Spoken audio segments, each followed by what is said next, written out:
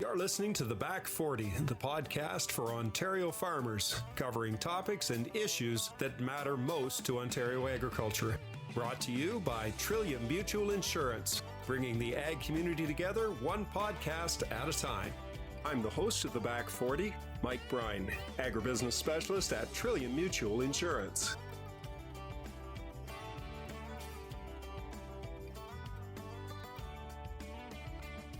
Many of us have a rather romantic view of the prairies these days. It's a lot of wheat fields, a lot of canola fields, the breeze blowing them, beautiful color and beautiful area to be in.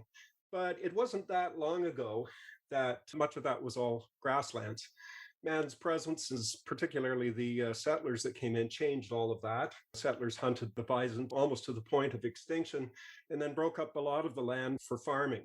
Today, much of that grassland is gone, and what's left is one of the world's most endangered ecosystems.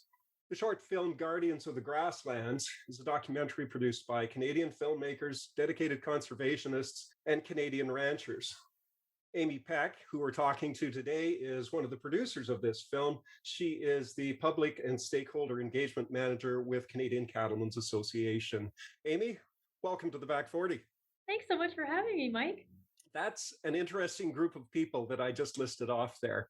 How did you get all of those stakeholders involved to make this film? What I'll say is that originally we didn't set out to film specifically a short documentary about the grasslands.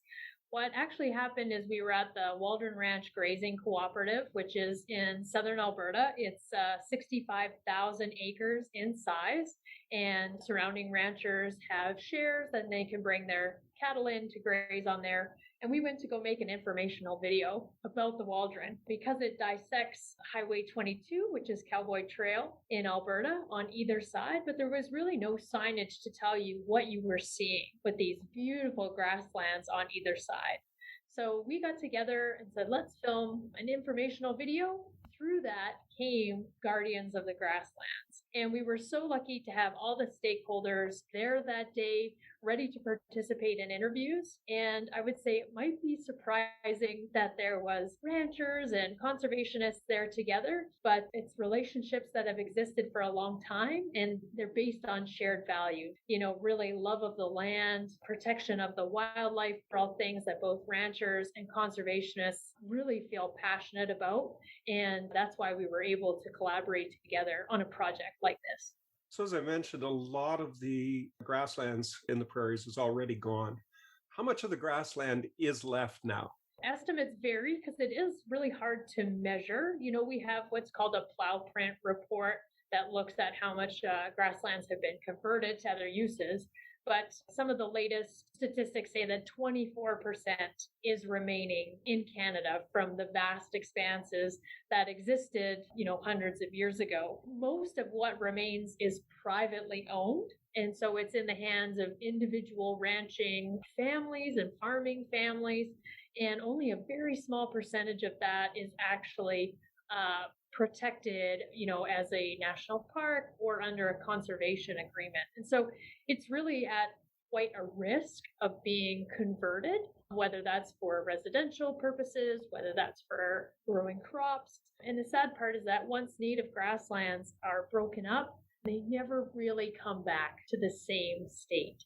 And it could be really surprising to a majority of listeners that, the temperate native grasslands are considered one of the most endangered ecosystems in the entire world and the only endangered ecosystem in Canada. So a lot of times that we think about this, we don't think about agriculture as being part of the preservation of any sort of ecosystem.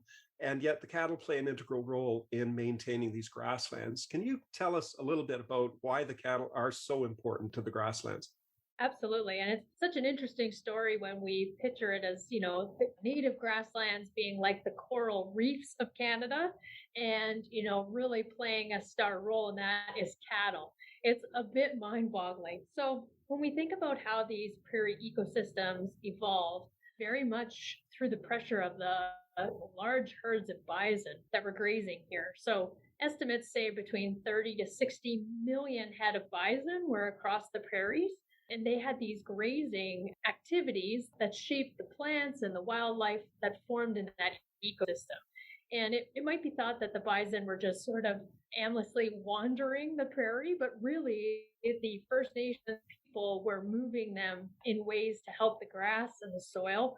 They were the original guardians of the grasslands. Now we see with bison no longer being on the landscape, at a really high level, we see cattle coming in and filling that same role of the bison. So for a grassland to be healthy, it actually needs a grazer. It needs that grazing impact by a large herbivore. Otherwise, it's just not healthy. What happens if you don't have the cattle there? And the same thing, what happened when the bison disappeared and now the cattle are there? What happens if you don't have that large herbivore? Yeah, so it's really interesting. On the Waldron Ranch, they have an exclusion zone, they call it. And so I believe it's an acre square that's fenced off and it has wildlife fencing. So nothing's been able to get on that section of land for the last 30 years. And when you drive by, you see this dry, wilted grass. And that's because without a grazer to come and graze the grasses down to different heights, the grasses start to smother themselves. There's no sunlight. There's not enough water getting down to the soil without hooves to trample down seeds and aerate the soil. And then, really importantly, of course, is urine and manure that distributes nutrients back into the soil and helps bring that soil to a healthy state and recycle life back again. So without that, we see grasslands really going dormant. And when I mean that they need a grazing impact, grassland birds like to nest in different levels of grasses. So whether they like the short grass or a little bit higher grass, they need a herbivore to come in and graze that so that it's ready for them to put their nest in. And it's just the type of pressure that we can't see from other ungulates. So deer, elk, they just don't have the amount of pressure that the grassland needs, the amount of impact that we can get with rotational grazing. So what exactly is Guardians of the Grasslands about then? So Guardians of the Grasslands is a short documentary and it explores the vital role that cattle play in preserving one of the most endangered ecosystems, our native temperate grasslands. We're really hoping that it opens people's minds up to the idea that cattle could be beneficial for an ecosystem.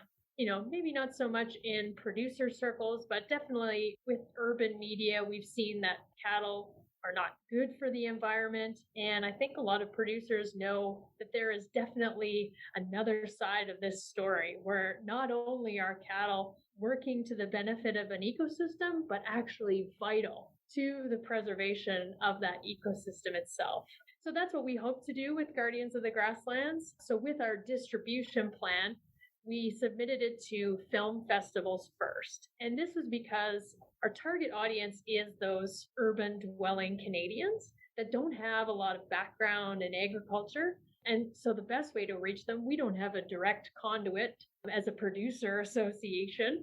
And so we thought, let's submit it for film festivals and hopefully we'll reach those audiences. And we saw tremendous pickup from the film festivals. It was unfortunate for so many reasons that it was during the COVID-19 pandemic. So film festivals were happening online and not in person. So I don't think we got as much traction as we maybe would have had on a regular year. But we do know that thousands of people that otherwise wouldn't have been exposed to the film were able to watch it through it being included in these film festivals. Yeah, I had an opportunity to watch it online. The film is quite amazing all on its own. The photography is excellent. And of course, you've got the beautiful grasslands out there and the wonderful scenery there. But the message is something that I think a lot of us never ever considered. I've always said to people that if you consider that people will tell you that cattle are bad for our environment, cattle are bad for releasing carbon, we should just get rid of the cattle and just get rid of them completely and use the land for something else. It's a lot of land in North America that just simply wouldn't be fit for anything because much of it you can't break up and use for farmland. And even if you can, you're going to lose an ecosystem such as the one you've described and that exists there. We've done through the Canadian Roundtable for Sustainable Beef, we've done a life cycle assessment of the Canadian beef industry, and it's found that 35 million acres of native grasslands are in the care of beef farmers and ranchers, largely families ranching together. And so that is the majority of native grasslands left. And we know that if they're left in the hands of beef farmers and ranchers, it likely means that they weren't ideal to convert to crops anyway at this point, because land is going to go to its highest value, crops being much more economical at this time to raise than beef cattle. So we really have to work to preserve what's left. And that's not to say that, there shouldn't be crop development in places where it makes sense. There absolutely should be, just shouldn't be on native grasslands. That's something that we're really trying to draw attention to. And as much as we think the average Canadian doesn't know about native grasslands being endangered, ourselves as producers, Ben Wilson and Sarah Ray, our Storybrokers Media House, are the ones who shot and directed the film. Sarah is a multi-generational farmer rancher herself, and she had no idea. So this is such an important story to tell, both for our producer stakeholder audiences and, for the average Canadian that needs to see this benefit being provided, really by the food they eat. When I first watched it there, I had no idea and had never really considered the implications of removing the herbivore from that grassland and what happened to the rest of it. But it's a really good example of being part of the environment as opposed to just coming in and using the environment. The cattle are part of that ecosystem. That's something that we see a lot of confusion when we're talking to someone who, isn't involved in agriculture, didn't come from an agriculture background, is that they don't understand that the cattle are part of the ecosystem, that they are sharing the landscape with the plants and the animals that live there. If you go into a pasture with cattle grazing, you will see grassland birds, you will see elk, you will see sage grouse, and they're all living together. We've seen so many examples of doing rotational grazing, putting 300 head of steers in a small acre pasture to get that impact and move it along, and you'll find grassland birds' nests undisturbed in all of that grazing impact, that they're so good at being able to share with the other wildlife that call that place home. Yeah, even if you were to say, well, we'll use it as a hay field, and we go in there and we cut hay like 2 inches or less off the ground there, that destroys the habitat for those birds and the other animals and livestock that exist there, kills a lot of the native plants too, because they can't stand that being cut like that. Absolutely. And we've really seen it with trying to come up with climate change solutions for Canada. One of these solutions has been to plant more trees. We're going to be able to sequester more carbon with more trees. Well, that would be devastating on the native grasslands because they didn't evolve with trees. So you have birds that nest on the ground. Well, they can't handle a predator coming from above. So you would completely change this ecosystem. It's evolved in this way. And I think sometimes when people see grasslands, they think that trees must have been taken off of it instead of seeing it as that is the ecosystem, right? I love Mackenzie in the film. She says it's a sea of grass. And that's so much what it feels like when you're sitting there in this huge parcel of native grassland. You hear the grasses sway and you can listen to the birds. And it's just an absolutely beautiful piece of Canada. So assuming that we could make this into productive farmland and we got rid of the grasslands and made it into something productive, we don't think normally of what happens to the carbon. We were thinking, the cattle are a problem for carbon dioxide being and greenhouse gases being released. What happens if we break that up? We've seen it be suggested that we need to reduce our meat consumption so that we're lowering the greenhouse gas emissions of the beef industry. But really, without cattle keeping these native grasslands intact, we could see much higher emission levels by this land getting converted. So a study by Bork at the University of Alberta found that tilling native grasslands releases 30 to 50% of the soil organic carbon. So that's a huge amount. If you think in those 35 million acres under the care of beef farmers and ranchers, there's 1.5 billion tons of carbon currently being sequestered. That's a lot of carbon. It's a huge amount. It's too much to even really wrap your mind around. So if you think of 30 to 50% of that being released, if it's converted to another use and cattle aren't on it, grazing it, that really would keep Canada from reaching its climate goals. So it's quite counterintuitive for most people that actually keeping cattle on grasslands is keeping carbon in the ground and lowering Canada's emissions. Do you like what you're hearing from the Back 40? We'd like to hear from you. Send us an email with your comments and thoughts to theback40@trilliummutual.com or follow us on social media @Trillium Mutual. How fast is this native grassland disappearing? Have we reached a point where it's more or less stable, or are we still losing it? It depends on market forces and what the prices are for various grains and cereal crops. Sometimes then we'll start to see the rates of conversion go up. But Christine Tapley, who's with Ducks Unlimited Canada, has a statistic that says 4 football fields are converted every minute in the Great Plains grasslands. So it's still rapidly occurring. So by no means has it been stopped. And we're starting now to see more initiatives, more money being put forward, really highlighting how we need to keep grasslands intact. One of the stats that we heard earlier was that Toronto paves under 100 acres a day. Its expansion, I'm going to have to do some math here and see how that compares, just to see where we are with that. But 4 football fields a minute is a lot. Whether we're talking Canadian or American football fields, that's still a lot of area that's disappeared. It is. And it's just to think of that, how rapidly that's happening. And not to demonize the people that are converting the native grasslands. They're trying to make a living for their families and they're trying to grow food for Canadians and to export. But we need to have regulations in place that make it more economical to keep them as native grasslands and grow crops where that makes sense as well. Yeah, we have a lot of area in the prairies that's already been broken up. To keep this as native grassland is something that is of high importance, especially when you consider the climatic implications that if we do break that up.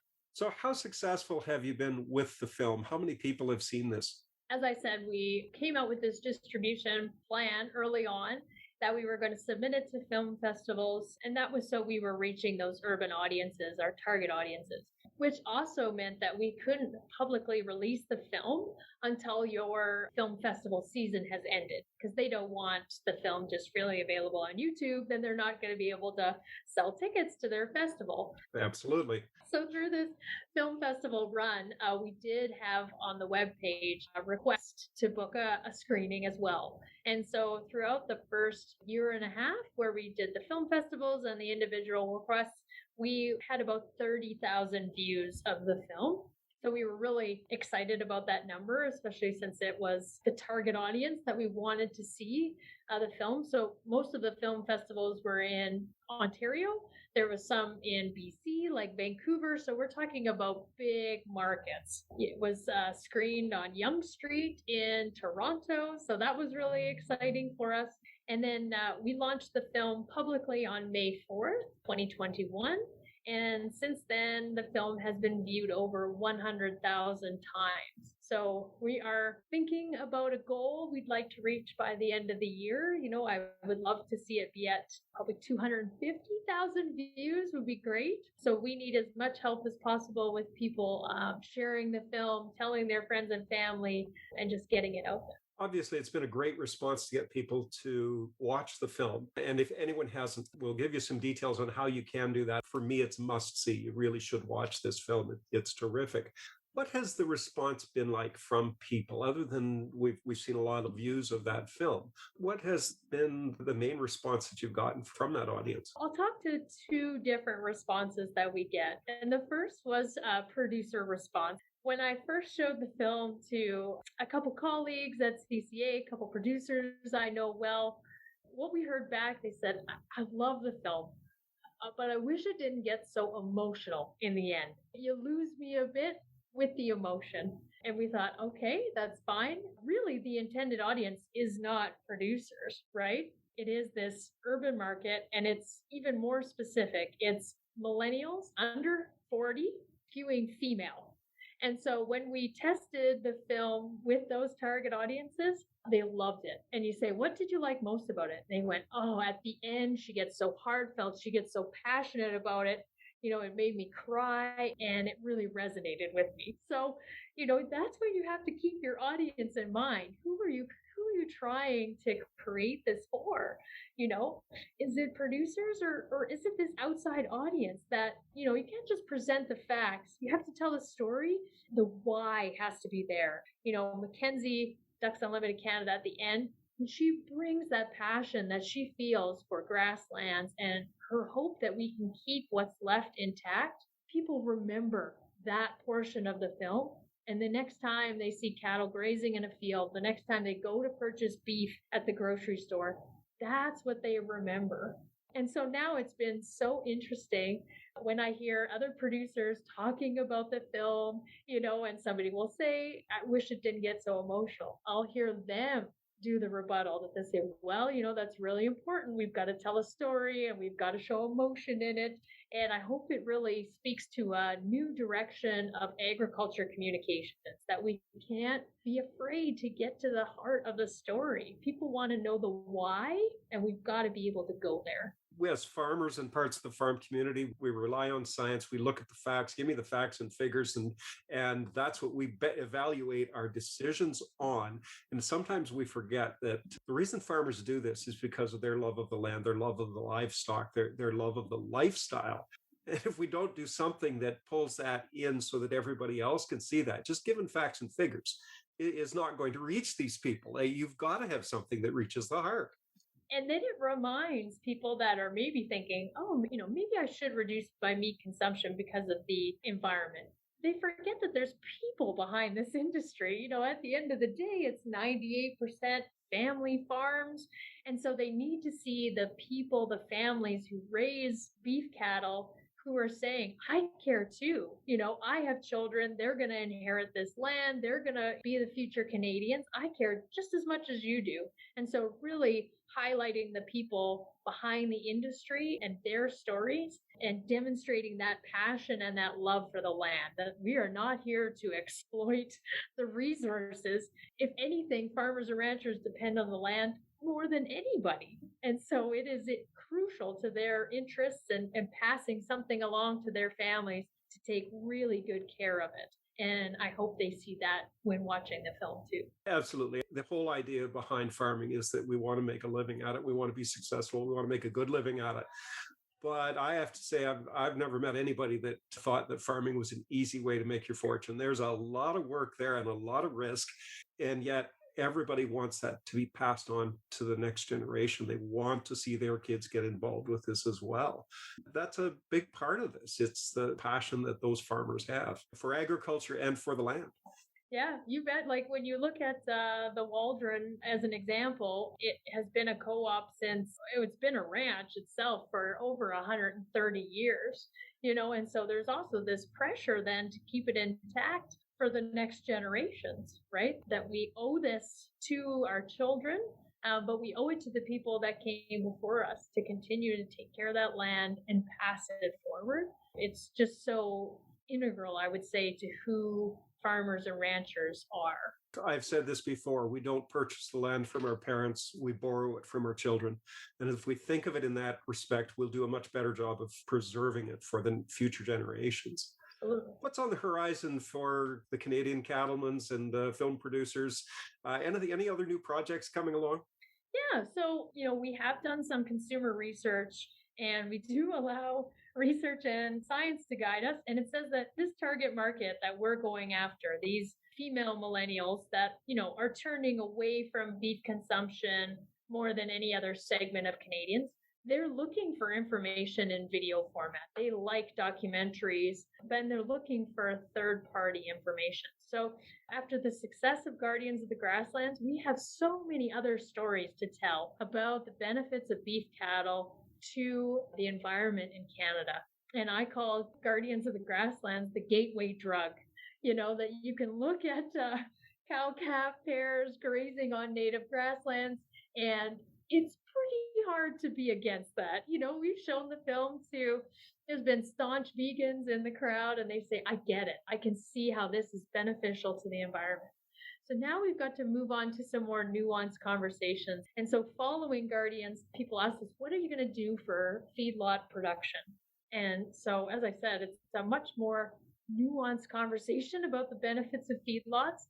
So we have a film project coming out that's going to deal with food waste and primarily feedlot cattle, but also cow-calf in there. And it's going to, look at the role that cattle play in diverting so many billions of kilograms of food waste that's either crops not fit for human consumption, like we're seeing straight across the prairies right now, where you just have drought devastated crops that aren't saleable, but they can be grazed by cattle or harvested and used by cattle. And then also, when you get to the retail side of things, most of the food produced in Canada never makes it to a plate. So it's actually over 50% of all food produced. Somebody never eats that. And most of that waste comes at the retail level, because then it has to be in perfect condition for someone to buy it. So what happens to that wilted lettuce, those bruised and twisted carrots? Livestock are more than happy to take those non-saleable items and convert them really into beef. So that's one of our upcoming video projects. We're hoping to have that done October 2021 to fit in with Food Waste Day in Canada. And then we've got a second project coming, which is also very timely, and it's looking at some grazing pilot projects in BC. And so they're using cattle to mitigate wildfire risk in what they call the interface regions, so in between Crown land and cities, so like Cranbrook and Kelowna, trying to really protect those communities from wildfires coming in close by cattle grazing the fine fuels in the forests and not having that available to burn. So, with the devastating wildfires that we're seeing in BC right now, hopefully it becomes part of the solution to managing those, mega fire events that they're starting to see out there, and really, again, represents a vital role for cattle to play in, how can our food also fight fire? Well, it's with cattle. It's amazing how many great stories there are out there to tell. Absolutely. And that the story about the experimental grazing, it's a timely topic, as today, as we sit and record this, you're in Calgary, I'm in Southern Ontario. It's pretty hazy there today because of the fires, isn't it? Yeah, and we have producers we know are impacted in BC around the Kamloops area that have their cattle on rangelands, and they're having to try to move them to areas not impacted, and it is stressful, it's emotional, they're seeing their livelihoods being risked here. But what they've seen from the past is that grazing can turn a fire, it can stop a fire. So there's these amazing pictures of ranchers' homesteads, and they've grazed around there, and the fire has come right up to that grazing line and stopped and protected all of the buildings and their residences. Our hearts really are going out to those producers that are affected. It's devastating out there. We hope that this presents a solution forward for everybody in areas of Canada that are impacted by these increasing fire events. So you've got 3 film projects, one already in the can, so to speak, and 2 more on the way there. What does success look like for you? That is a great question, Mike. And I think it changes, year to year. But for us, when we see unexpected advocates coming out for beef cattle and grazing, that really feels like success to me. So I have seen people personally at screenings of Guardians of the Grasslands. I've seen feedback videos online, and it's when it's somebody you wouldn't expect, somebody who lives in downtown Toronto with no experience of agriculture, probably couldn't pick a cow out from a horse or a goat in the field. And when they tell me that this has really changed their opinion of beef farming and ranching, that is success. And I hope that they tell people that they know and share the message of the film And, if we're reaching those people that maybe thought otherwise about beef cattle and now feel positive towards them and the industry and farmers and ranchers, that's 100% I would define as success. It's obvious as we sit here and speak, you can hear the passion from you about this project. What is it that drives you personally on this? I didn't come from a beef cattle background. I was originally from the Maritimes, but I've lived in Calgary most of my adult life and lived in the city. But my grandfather had a small hobby farm.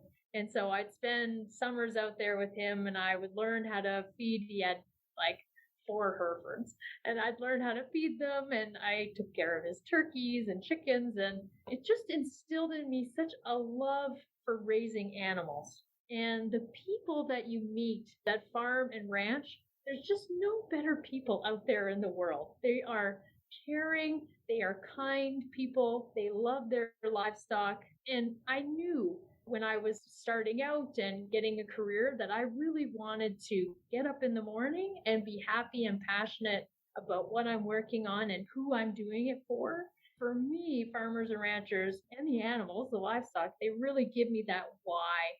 That's why I'm excited every morning to get up and tell their stories and hope to be successful in all the projects that we do. The film is Guardians of the Grasslands, and we've been speaking with Amie Peck.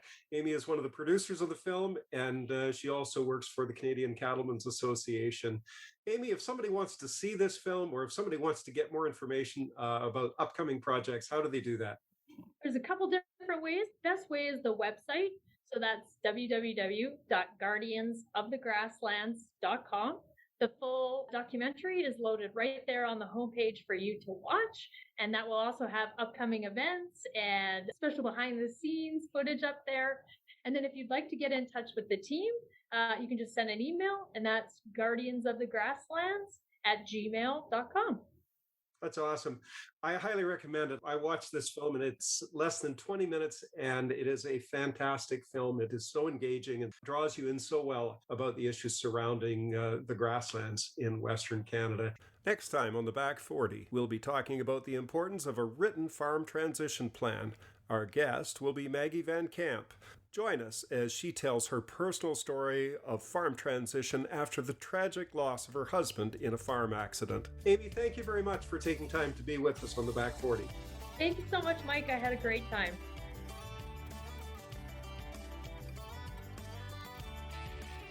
You've been listening to the Back 40, brought to you by Trillium Mutual Insurance. Be sure to subscribe to the Back 40 wherever you find your favorite podcasts so that you don't miss an episode. The Back 40, bringing the ag community together one podcast at a time. I'm Mike Brine. Until next time, take care and stay safe.